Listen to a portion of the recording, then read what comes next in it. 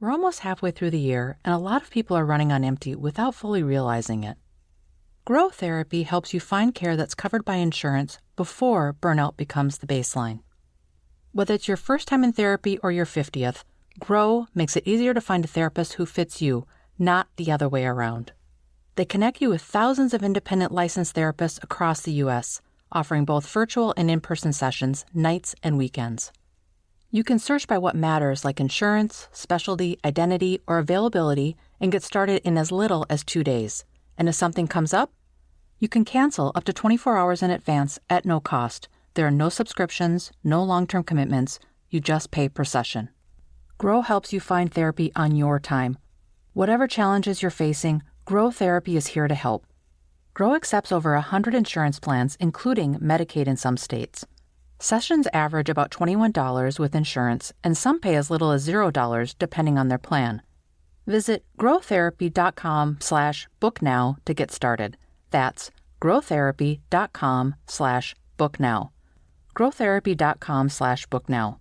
Availability and coverage vary by state and insurance plan. Want to watch this episode? Check it out on my YouTube channel by going to youtube.com/@lanternslive.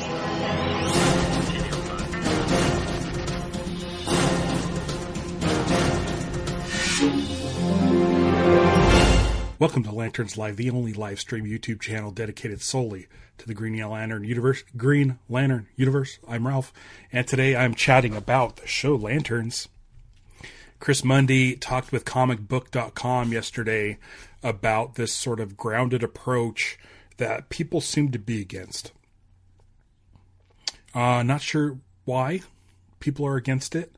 Listen, we all want Sinestro Corps War, Blackest Night, these big space adventures. We all want that. 3 years ago, James Gunn announced his Gods and Monsters, the beginning of the DCU, and him sort of taking charge with Peter Safran of DC Studios. And 3 years ago, he mentioned that Lanterns was going to be a terrestrial-based show, much in the style of True Detective. Now, I've had 3 years to come to terms with that. I am fine with that. That is not an issue with me, but I feel like I'm like a minority in this when it comes to the way they're handling the show. A lot of people online are just moaning and complaining about this not being set in space, and then they're going and picking apart everything. And they basically, and I've seen this in my chat, I got a message today on a short that I posted months ago around the time of Peacemaker. Someone responded to a post that I did with James Gunn, and they were like, they mentioned a brown lantern because of the suit. So there's a ton of complaints out there. We've all seen the 2 minutes and 21 second trailer, which is now back up with different music. People were speculating that they were going to change the suit because nobody likes the suit, and they were going to change it like they did with Sonic the Hedgehog. That's not the case. They just changed the music. So Chris Mundy went on to comicbook.com. This was released, I believe, yesterday or the day before. This was May the 2nd, so a few days back. And he basically said to them,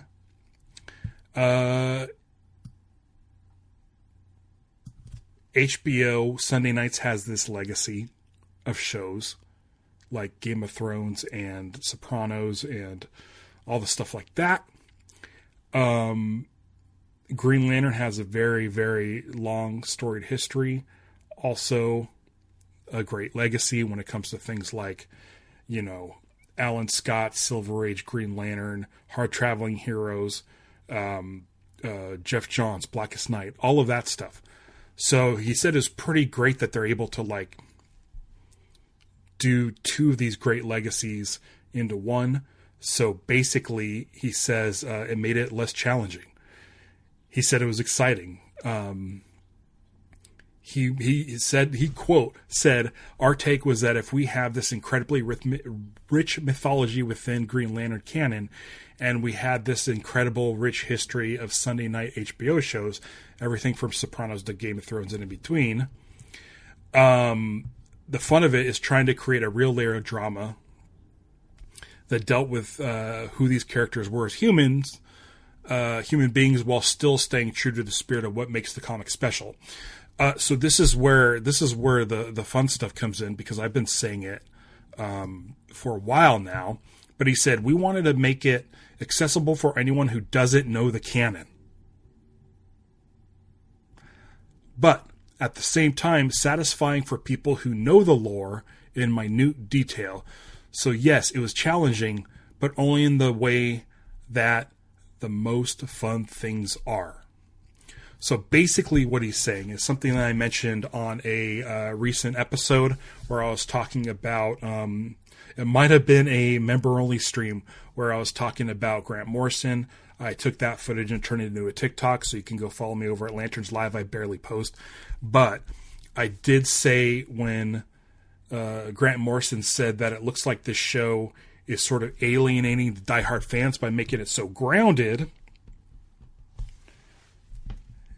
and it's making a watered-down version. So he's basically saying that they are alienating the fans. I think they're not alienating the fans. They're trying to make something grounded and easy for the non-fans to sort of wrap their head around before they started getting into all these other cores and all the weird stuff that we've seen over the years. So basically, that's it. That's it. Chris Mundy is saying, hey, listen, we have to satisfy the Sunday night HBO viewers as well as the Green Lantern fans. And so they are making sure that it is grounded, which is fine. This show is going to explain to, people's moms what Green Lantern is by slowly bringing them into the story. You can't just drop them in the middle of, Sector 2813 with Tomar Ray and Sinestro, or the destruction of Krypton, or any of this stuff, and have people stick with the show. You need to have characters that are relatable, and so they're starting with Hal Jordan and John Stewart, two of the most famous Green Lanterns. Back in 2011, when Ryan Reynolds was announced for Green Lantern, a lot of people online were like, I thought Green Lantern was black, because they grew up with John Stewart. So for me, with the Lantern Show, it makes sense that they'll take the people who know Hal Jordan from the comics and the people who know John Stewart from the cartoon, and making the show centered around those two people that everybody knows about. It makes perfect sense. You get a sprinkling of Guy in there. Since he sort of blew up with Superman, people seem to like Guy. And so that'll help people who are new to DC fandom and people who just found out about Green Lantern through that movie. And they'll understand that, there's many Green Lanterns. So it's fine. I think everything's going to be okay. We know so little about the show that it's frustrating, because with no new information, we keep getting the same complaints from the same people over and over again. The suit's too brown. There's not enough green in the show. All of this stuff, they don't share rings. They shouldn't share rings. John should have his own ring. Hal's gonna die, which is pure made up stuff. We don't know if Hal's going to die or not, but people are convinced he's going to die. It's not, I don't know if that's the case or not, but yeah. Comic Jack is here. How you doing? Shortbox Sean is here. And let's see. I read that tagline from Chris Mundy, and it's gotten a lot of spark from GL fans. Yeah, it's funny. I don't know.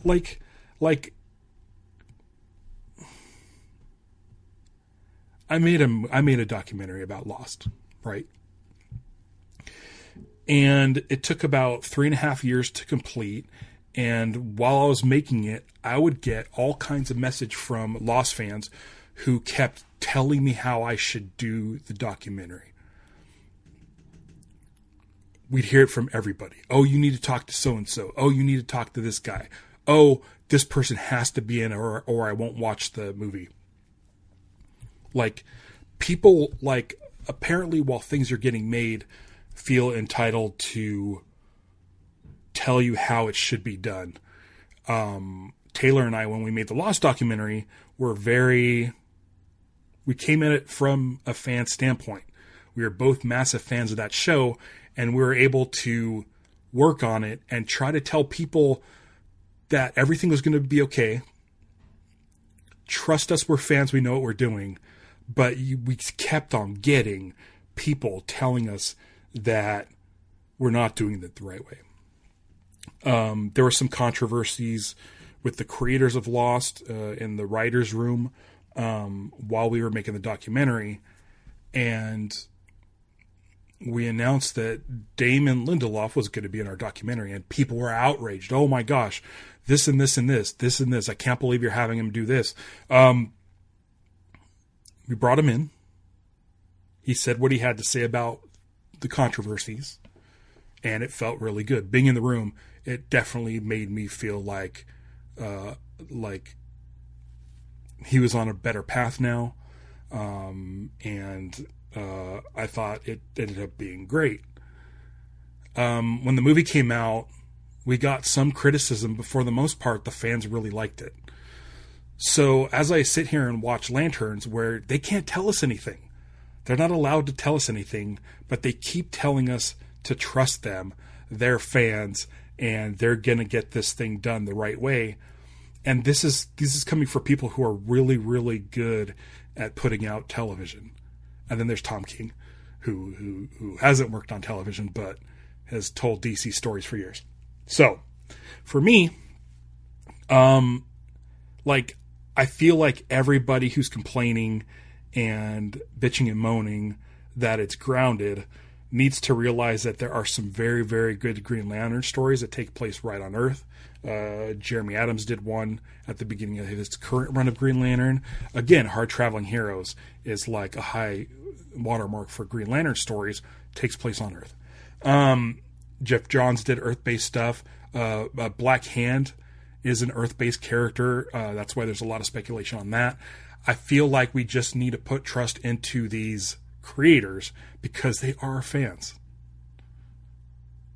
They're not like going out to mess up Green Lantern. That already happened in 2011. You know, it's been 15 years. It's time for them to bring in a new version of Green Lantern, make it fresh and exciting. And I think a grounded approach might be good to get people to understand what lanterns are about. Anyway. And then anybody who complains about, like, there's not enough green. I can't believe the title is Lanterns and not Green Lanterns. They ended the teaser trailer with Kyle Chandler saying, Hal Jordan, Green Lantern. They're not hiding the fact that it's a Green Lantern show. We saw a ring. We saw a power battery. We've seen suits. So, like everyone should just probably trust the process and stop complaining, because the thing is they're complaining about things that they don't even know exist. I can't wait either. Our faith has never wavered. And like, one of the things for me, again, is when James Gunn announced 3 years ago that Lanterns was going to be an Earth-based show, I wasn't happy back then, but at least I've had the time to think about it. And now I'm fine with it. I'm 100% fine with it. Dave says, open the show with Mogo. So I've had this sort of like, it's a definitely like a wish, something that I wish would happen that would just shut everybody up. If you guys seen the Travis Knight movie Bumblebee, which is like the best Transformers movie that's out there. I highly recommend it. And I highly recommend you guys check out his Masters of the Universe movie that's coming out this summer. Trust me when I say you should check it out if you're a Masters of the Universe fan. Let's just say I have a hunch it's really, really fun. And I have a hunch that it's really, really funny and lighthearted and just a good time. Just a hunch. This has nothing to do with the NDA I signed. It's just a hunch that it's a really fun movie. So anyway, at the beginning of Bumblebee, there's like a 4-minute sequence where the Transformers, the Autobots versus Decepticons on Cybertron, and all of the designs are the 80s style toy designs. All the voices sound like the 80s cartoon, and it's like the greatest 4 minutes of movies ever. It gives me chills every time. It's so awesome. It's done right. It really made up for a lot of sort of what Michael Bay did to the series prior.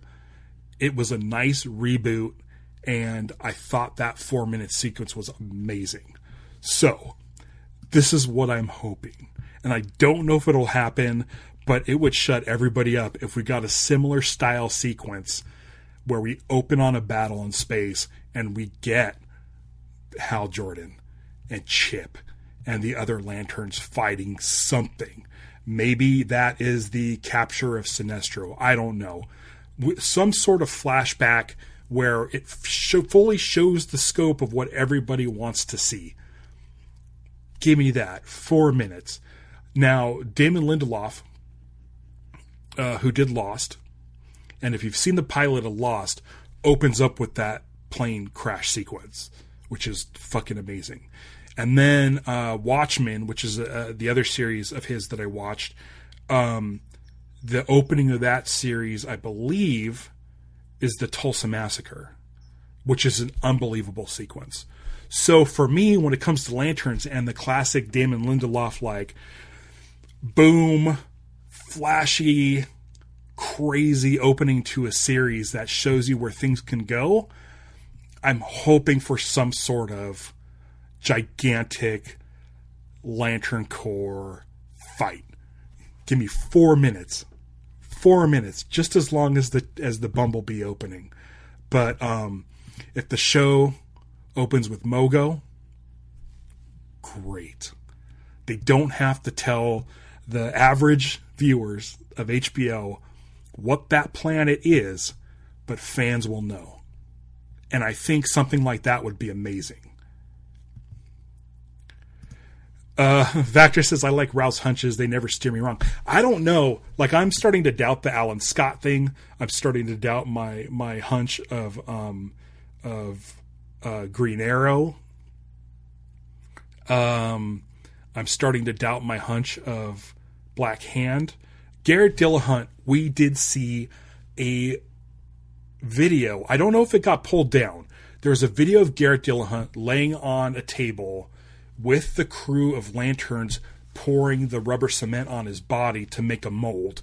And that, on his right hand, stopped right here as a short sleeve, which could either be Oliver Queen, who has a short sleeve, or Black Hand, who also has a short sleeve. So for me, it's my hunches, they can't all be right. Because my hunches were that Oliver Queen gets murdered and Alan Scott gets murdered. So they can't all be right. It's one of those two or neither of those. I'm really interested to see what this Lantern or this murder is, for sure. But here's the thing: if they're treating the show like a murder mystery show, they don't even say it's a murder mystery, right? They just say that they're investigating a murder. I feel like whatever the murder is will definitely lead to a bigger scope thing. And I'm not sure what that is. Exactly. Isn't that part of the fun, though? If you don't know what's coming, it's all a surprise. Yes. Yes. And that's what Damon Lindelof does well. With Lost, they were very secretive about the show. They would make sure they went through great lengths to make sure that stuff didn't get spoiled or sent out there into the world before it aired. Damon Lindelof said during his interview for our film that he doesn't like spoilers. He wants people to be surprised. It's not fun if someone hands you a gift and before you open it up, he says, "Oh, it's a watch." So for him, he loves to surprise people. So with Lost being sort of a mystery show and Watchmen having a mystery element to it, I'm very much interested to see where this mystery goes. It can't just be about a murder. It's not going to, the last episode's not going to be, we solved the case of who done it. No, they're going to find out who it is like within like the second or third episode. And that's probably going to lead to, why was this person murdered? You know, that's the fun of Lindelof. He keeps you guessing. He doesn't tell you who Lube Man is in Watchmen. You have to like sort of figure that out as you go. So anyone who has issues with like this grounded approach, I mean, I get it. We all want to see Green Lantern in space. We do. But space can kind of be boring sometimes. If they want to go planet hopping, great. I'd love to see that. It's one of my favorite things about Green Lantern First Flight is they go to like some random bar on a random planet, and then they go to a random like space station. Like, you got to have places. You can't just have these guys in space. So I am hoping that this thing gets to a point where we see these guys in space, and it takes them there. We have yet to see anything from Sinestro. I have a hunch, Vactor, that we may get a Sinestro reveal at Comic-Con, whether it be the full trailer where we get a glimpse of Sinestro, or they release James Gunn and everybody at DC Studios and HBO releases an image of Ulrich Thompson in the outfit with the makeup. I expect that, which will be like about a month and a half away, something like that. So yeah, I'm all for it. We know Sinestro's in the show. We don't know how much he's in the show. Maybe this town is overcome by fear, and when we get down to it, it's Sinestro behind it. We don't know who the villain is. We know Anton is a villain, and that's Paul Ben-Victor's character. We all assumed, based on the description of the character, that it was going to be Atrocitus, but he doesn't look like Atrocitus. And Atrocitus isn't known for shape-shifting or altering his look. So I don't know. I don't know what's going on with Paul Ben-Victor, but sure. We do know he's an alien or extraterrestrial. Comic Jack said, I did read that the show will start out as grounded and end epic. Yeah, so James Hawes, who's the producer on the show, a producer on the show, and I believe, according to IMDb, directed the first 2 episodes of Lanterns, says that the show will start off grounded before it goes galactic. So whether that galactic stuff is season 2 or a future season, it definitely sounds like their plan is to get there. And everybody could be happy, and I'm sure everyone who bitched and moaned about the show so far, about it being taking place on Earth, I'm sure they'll all come out of the woodwork and say, you know what, I was wrong. I'm glad they actually went to space. I should have known better. No, they're not going to say anything. They're going to be just disappear and not take any sort of responsibility for what they said. August 16th. Where are we at? We're at May 6th. Do we know how many days away we are from Lanterns? Let me see. How many days until August 16th? 102 days. We have 102 days until August 16th. That's not too bad. Especially since we have like Supergirl coming out before then, which is nice. And then we'll have like plenty of trailers and stuff for Lanterns. And then, EW will have exclusive pictures or whoever. Pretty excited. I have a feeling. I just have this hunch that come the trailer for Comic-Con, around Comic-Con, we'll get a full trailer and we might see a Construct or two. Maybe we'll see Hal in the suit. I've seen people take that suit from the closet and put it on an image of Kyle Chandler from the trailer. And I gotta say, it looks kind of good. It does look very, very brown. It looks like copper to me. But it didn't look bad.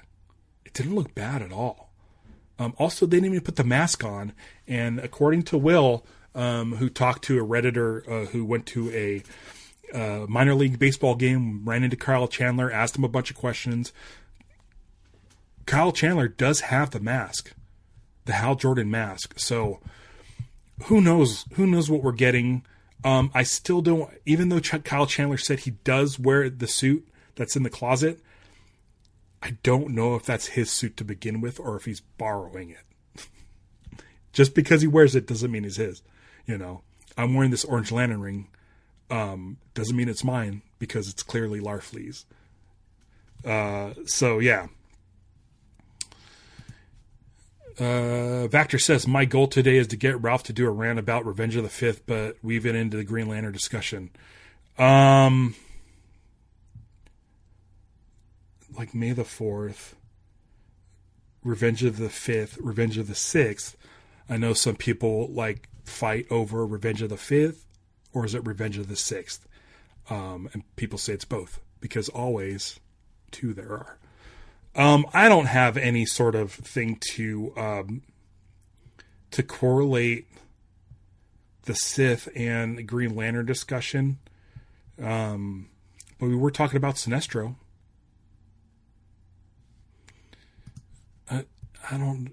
Kyle Chandler probably doesn't give a shit about Star Wars. And if he does, I'm assuming he saw Star Wars when it came out in the theater, because you know how he's so old now. Everyone says how old he is. So he was probably in his like late teens, early 20s when Star Wars came out. I'm sure he saw it. I'm sure he loved it, but he probably didn't stick around with it. I know very little about Kyle Chandler. The only thing I've seen him in are the Legendary Monsterverse movies. So Godzilla, King of the Monsters, and Godzilla X Kong. I really hate it. I really hate it. You know what I should do? Here you go. This is my turning over to the dark side moment for Vactor and Revenge of the Sixth. I'll wear my fear ring. Yeah, so let me know what you guys think. Like deep down, seriously, like, are you just coping with the fact that you're okay that it's grounded? Or are you like deep down, like, man, I really wish it was in space. I really wish it took place elsewhere. Porna Jagannathon mentioned Guardians in an interview. Mentioned Guardians in an interview. It sounded like, also, I believe it was one of her first interviews when she was talking about Lanterns, was that I think she said that maybe she was unfamiliar with Green Lantern, but she thought the script was like one of the best sci-fi scripts she's ever read. So the fact that she's saying sci-fi, leads me to believe that there's more than just this grounded approach. She also mentioned the Guardians. And the Guardians, I think, is a real fun thing to bring up. I feel like the Guardians have to be in the show, right? I don't know if it's been confirmed or not, but because she mentioned Guardians in one of her interviews, Like, I feel like there's Guardians. And then Nathan Fillion was doing an interview on Jimmy Kimmel Live, and I think Anthony Anderson was the host and asked him about the other color lanterns. And Nathan Fillion just started talking about red lanterns and black lanterns off the top of his head. That was the first thing he thought of. And it's like, if the character Atrocitus is basically described in the press release about Paul Van Victor, like, there's red right there. If people think that, Garrett Dillahunt is playing Black Hand, there's black right there. So by Nathan Fillion just saying off the top of his head, there's red lanterns, there's black lanterns, there's all kinds of lanterns. Like, it's funny that he picked those two. Those were the ones that were on his mind. And so for me, I'm like, maybe that's in it too. We don't know. I feel like the show might be able to get nuts, It has an HBO budget. I know HBO squashed Mark Guggenheim and Greg Berlanti's Lantern show, which is supposed to take place over like different eras with like Alan Scott, Jessica Cruz, and Guy Gardner. Like, HBO's like, we just want a True Detective, like, grounded show. Now we're getting it, but they still have an HBO budget.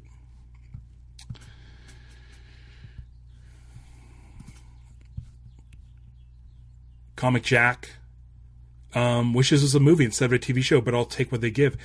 You know what? As much as I love a movie, we're going to get 8 hours of Green Lantern instead of like 2. That's the only thing for me. Like, any day of the week, I'd rather watch Green Lantern, the animated series, which is 26 episodes, as opposed to the Green Lantern movie. If it had a budget, like a Star Wars style budget, and it took place in space, and that's what we're doing, yes, I would want that. But I don't know, man. We're gonna get like 8 hours of Green Lantern as opposed to 2. So I mean, it's a. Which would I rather have? I'd be afraid they do a Green Lantern movie and it not do well, because then the series would be dead for another 15 years. So for me, I like that we're getting 8 episodes, and then next summer, 2027, we're getting a movie with at least 2 Green Lanterns in it, Guy Gardner and Jon Stewart. At least I think Guy's going to be in Man of Tomorrow.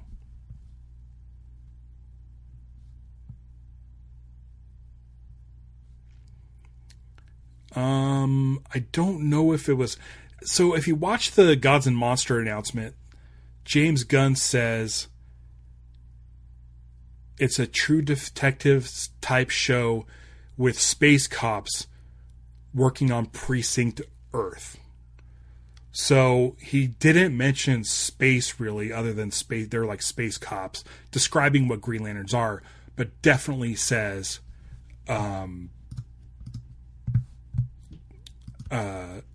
Earth-based, terrestrial-based Precinct Earth.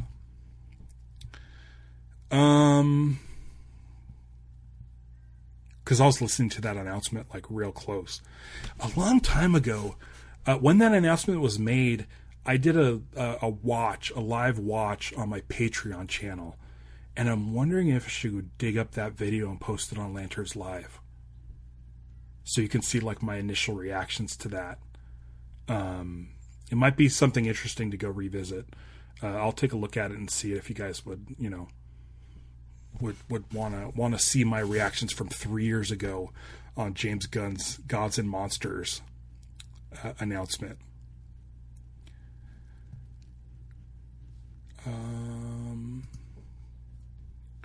Yeah, so like you guys are talking about like True Detective in space.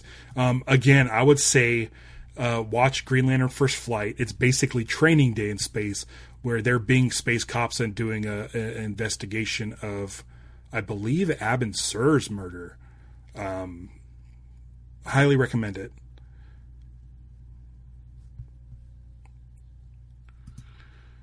Dave says the public knows GL as a punchline in Big Bang Theory. We need to ground. I agree. For years, Aquaman was a punchline. I remember the Adult Swim interstitials that had Aquaman doing the booty dance at different places.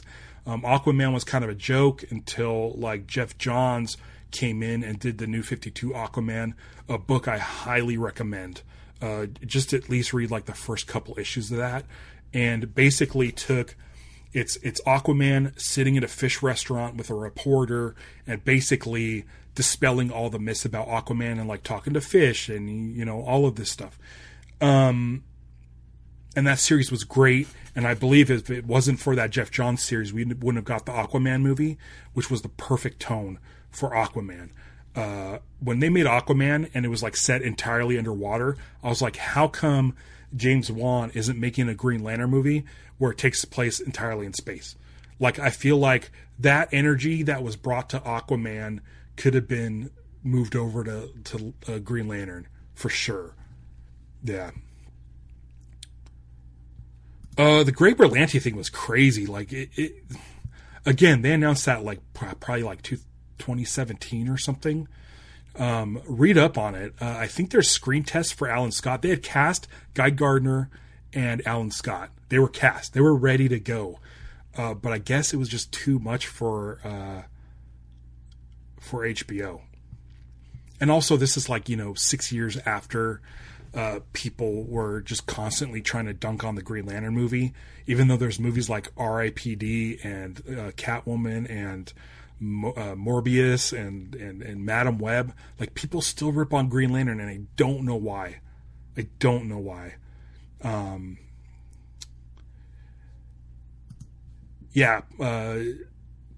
Jack says, pushing John to Man of Tomorrow is a smart move after Lanterns. So general movie audience won't, who don't watch the TV show will get to know him. Yeah, for me, it's a nice setup. People didn't know who Guy Gardner was before Superman, for sure. We knew. You knew. Everyone knew. That's watching the stream knew who Guy Gardner was before Superman came out. But now it's so funny that the general public is knows who Guy Gardner is. And he didn't need any sort of introduction in the movie. We didn't get his origin story. Nathan Fillion just embodied that character, and through his actions, through his dialogue, through everything he did as that character, people got to know who Guy Gardner was. And that's perfect. So even if people don't watch Lanterns, I'm sure Jon Stewart's introduction into Man of Tomorrow will do the exact same thing that Nathan Fillion did with Guy Gardner. So I'm very, very excited about that. So say what you will about Lanterns being grounded. It seems like if Man of Tomorrow goes the same route of Man of Steel and it's super fantastical and we're dealing with Brainiac, they have to have some space stuff. They have to, right? They're not going to do Brainiac without space stuff. So, listen, come August, we have 8 weeks to enjoy the setup of Lanterns into the DCU, and that's going to expand out to even more. And we're going to get 6 or 7 months after Lanterns is done, Jon Stewart will be right back on the big screen. So we don't have to wait long. This isn't like the wait between 2011 and Lanterns. This is it. They're rolling out Green Lantern. By this time, in 103 days, we'll have 3 live-action Green Lantern characters in the DCU, if not more. Think about that. They took Green Lantern out of Zack Snyder's Justice League and replaced him with Martian Manhunter, who was already teased in the earlier part of the movie. So, they've been so, against, putting Green Lantern out there. And when they do put Green Lantern out there, it's a joke, like in the Lego movies. It's a punching bag. So, listen, in 103 days, we're going to have 3 live-action Green Lanterns in the DCU. I don't really care what they're doing. I don't care that they're in space. The fact that we're getting that is crazy, and it's awesome. The fact that it's going to be the big three, Hal Jordan, Jon Stewart, Guy Gardner, is amazing. Guy Gardner is becoming a household name. Never in a million years would I have thought of that. People who went to see Green Lantern in 2011 thinking that Green Lantern was black are going to finally, for the first time, get their live-action Jon Stewart. And fans of Hal Jordan, who've been fans forever, Hal Jordan is back after 15 years. And I know it's not the version of Hal that we want, but it doesn't mean we're not going to get flashbacks, because we're getting flashbacks of Jon, and we're getting flashbacks of Hal. We know there's a little kid playing young Hal Jordan. We know there's a couple people playing younger Jon Stewart. Listen, I have nothing but optimism. I have nothing but optimism for Lanterns. I want to get into some of these. I can get into some of these things because I've been sort of ranting. Okay. Yeah, it's sort of confirmed by James Gunn that Matthew Lillard is going to be in Man of Tomorrow. I'm curious to see who he plays. Maybe he looks like he's just like a reporter or something. I don't know, he's just wearing a button-up shirt and a tie with glasses. I don't know who that can be. Aquaman, a punchline, outrageous, yeah.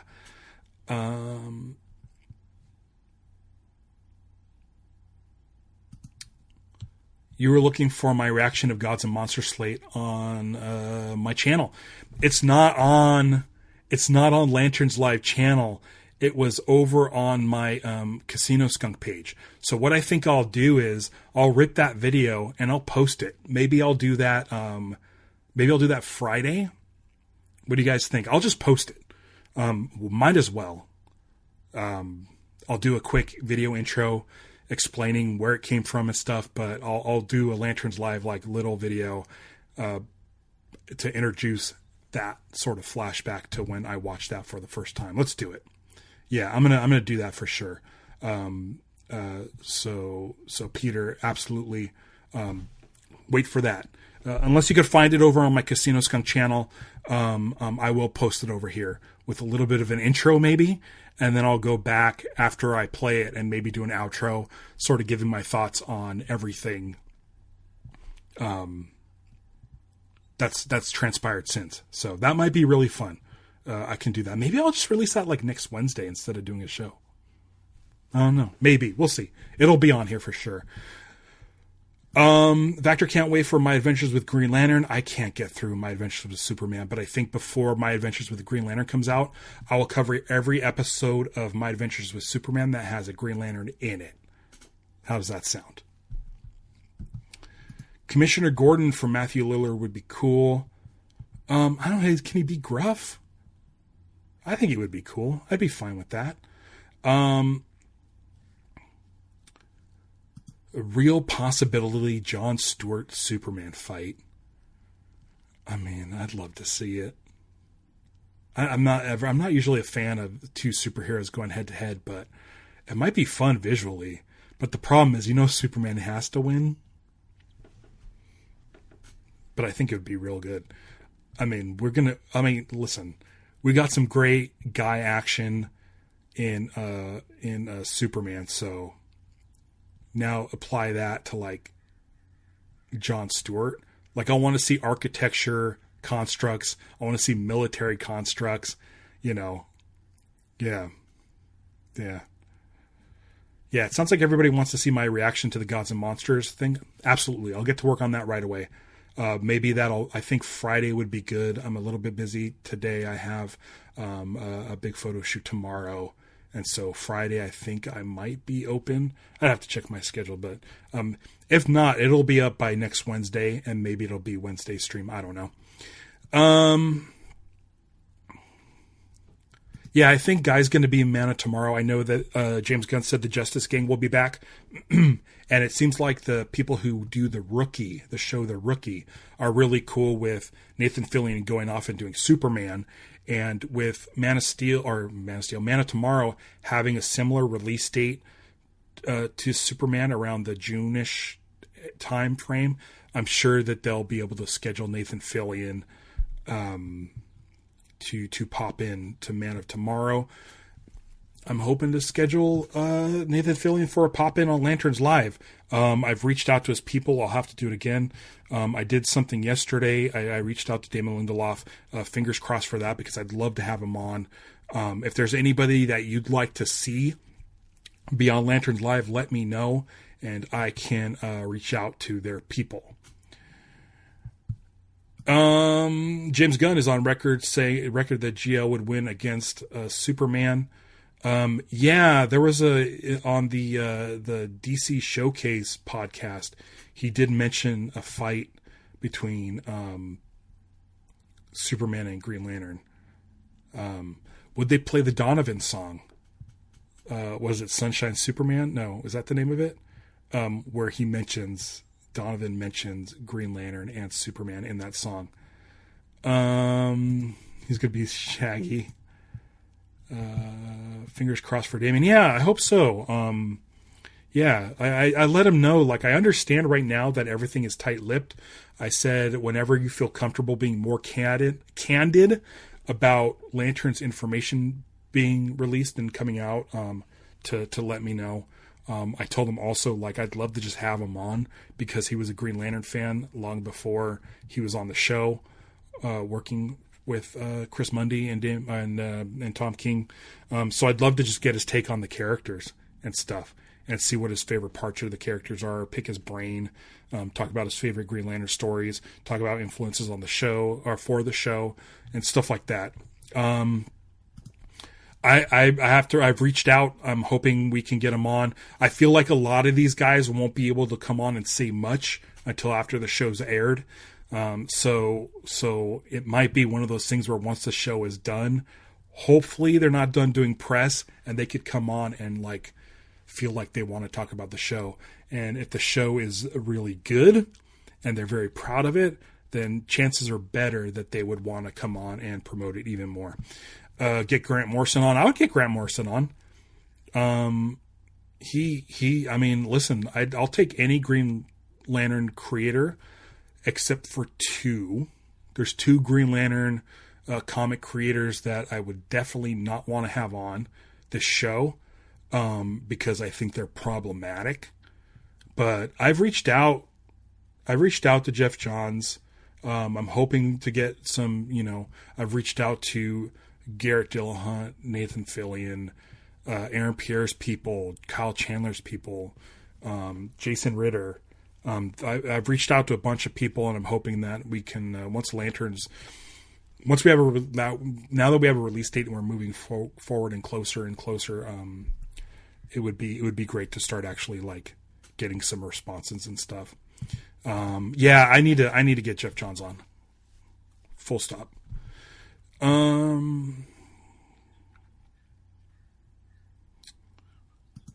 The script must be good for Lanterns, seeing how this is Ulrich's first superhero role that he'll sign on as. Mostly he's an independent actor. Yeah. I don't know if it's the quality of the script. I don't know if it's just a villain he wants to sink his teeth into, because Sinestro is a little multifaceted, so he might find a lot of stuff in there that he'd love to play as Sinestro. So, yeah. Yeah, Jeff Johns would be amazing. Yeah, absolutely. Duh, he's a no-brainer. I should reach out to him. Did I reach out to him? I think I did. I'll see if I can go through official channels and see if he has, like, representation that I can reach out to for that. Yeah, so I just, today was a little bit of a short show. There wasn't really a whole lot to chat about. Next week, I believe, is Green Lantern Corps number 16. And I'll be discussing that with Vactor on Wednesday at the same time. I think Vactor got a little bit of a reprieve, so we can chat at around 4 o'clock Pacific time. And then he also mentioned that the Guy Gardner book's out. Completely flew off my radar. I remember hearing about it back when it was being solicited, but now it's out. So I might try to get that in soon as well. But hopefully by, like, maybe Friday I can get up that old video of me watching the James Gunn Gods and Monsters release. But I think that's pretty much it for today. If you guys, there's going to be no bonus footage on this live stream. It's just going to stay up as is. If you want to get some bonus content, I did an episode 2 days ago on Mundy talking about the Jedi Council, kind of, and the Guardians of the Universe, kind of. It was mostly me doing rants on Star Wars. But if you want to check that out, you could join at the Honor Guard level. It's 99 cents. It supports the show. It helps me keep the studio running, and it helps me keep things going, like domain name purchases and podcast hosting and stuff like that. So it's just 99 cents. You get a bunch of members only live streams. You normally get bonus content on other live streams. And you get cool emojis, which are not displaying in here, but you can look at it over at the chat. They look awesome. Thank you. I appreciate that. And I'll catch you guys soon. I'll be back soon. I'll do that. I'll do that stuff soon. There'll be more. Join me in a week for Green Lantern Corps 16 with Vactor, and I'll get you guys some more soon. Thank you, everybody, for joining me live. I'll catch you very, very, very... Someone ground Star Wars. Yeah, no kidding. I think basically that's what Andor did. I think that's what Andor did, right? It was pretty grounded. All right, guys. I'll see you next time. Till then, beware my podcast. It's Lanterns Live. Bye.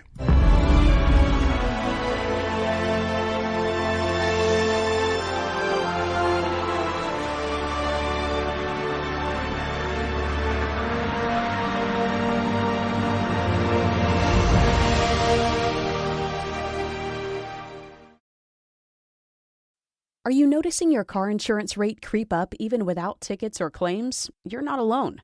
That's why there's Jerry, your proactive insurance assistant. Jerry handles the legwork by comparing quotes side by side from over 50 top insurers so you can confidently hit buy. No spam calls, no hidden fees. Jerry even tracks rates and alerts you when it's best to shop. Drivers who save with Jerry could save over $1,300 a year. Don't settle for higher rates. Download the Jerry app or visit jerry.ai/libsyn today. That's jerry.ai/libsyn.